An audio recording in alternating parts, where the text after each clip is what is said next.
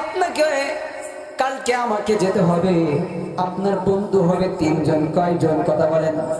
আপনার বন্ধু পৃথিবীতে তিনজন। ইমাম গাজ্জালী রহমাতুল্লাহি তার কিতাবের ভিতরে লিখেছেন, এক নম্বর বন্ধু হলো তোমার কবর মৃত্যুর আগ পর্যন্ত তোমার সঙ্গী হবে।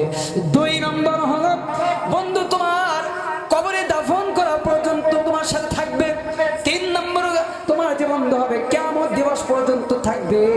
নাম্বার ওয়ান যিনি বন্ধু হবে, এই দুনিয়াতে তোমার যত সম্পদ থাকবে, তোমার নিঃশ্বাস শেষ ত্যাগ করা পর্যন্ত তোমার সাথে থাকবে। যখন নিঃশ্বাস শেষ হয়ে যাবে, তোমার সম্পদ তালাক দিয়ে চলে যাবে। কথা বলেন ঠিক কিনা? দুই নম্বর সাথী হলো আপনার বন্ধু, আপনজন, পাড়া প্রতিবেশী। তারা আপনার সাথে থাকে। মৃত্যুর পরে যখন আপনাকে দাফন করা হয়ে যাবে, দাফন শেষে তারা ওই দাফন শেষ পর্যন্ত আপনার সাথে থাকবে। দাফন শেষ তারা আপনাকে বিদায় দিয়ে চলে আসবে। তাহলে এই দুই বন্ধু আপনার সঙ্গে হবে না। আর তিন নম্বর বন্ধু যিনি হবেন, তিনি হলেন আপনার আমার নেক আমল। তিন নম্বর বন্ধু কে?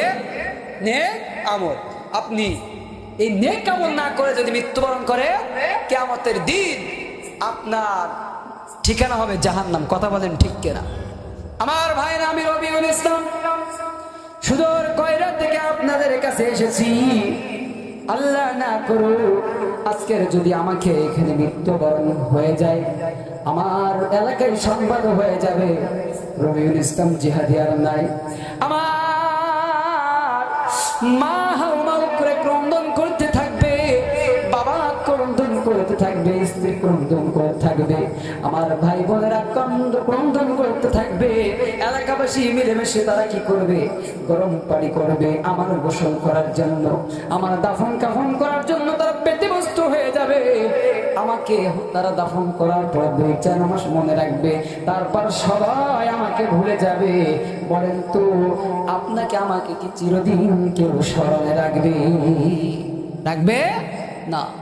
ভাইরা আমার, এজন্য আসুন, আল্লাহ পাক বলছেন আল্লাযী খালাকাল মাউতা ওয়াল হায়াতা